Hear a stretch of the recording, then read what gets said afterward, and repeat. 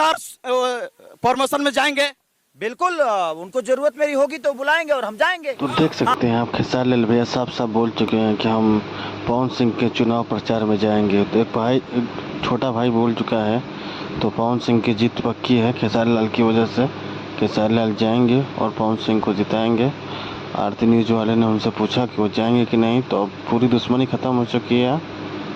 खेसारी लाल भैया पवन सिंह के प्रचार में जाएंगे और उनका प्रचार वो करेंगे। देखिए 9 तारीख उनको नामांकन है, नामांकन में जाएंगे। तो साफ साफ स्पष्ट वो कर चुके हैं कि उनके ही सपोर्ट में है, उनके पवन सिंह बड़े भाई हैं। तो देख सकते हैं आप, खेसारी लाल भैया बोल चुके हैं कि उनके विरोध में कोई भी आए, लेकिन वो पवन सिंह का सपोर्ट करेंगे और पवन सिंह का प्रचार करेंगे। खेसारी लाल भैया कोई भी उनके विरोध में आ जाए, पवन सिंह का, अक्षरा सिंह हो या मनोज तिवारी, रवि किशन या निरहुआ, कोई भी आए, लेकिन वो देखिए आगे क्या बोले।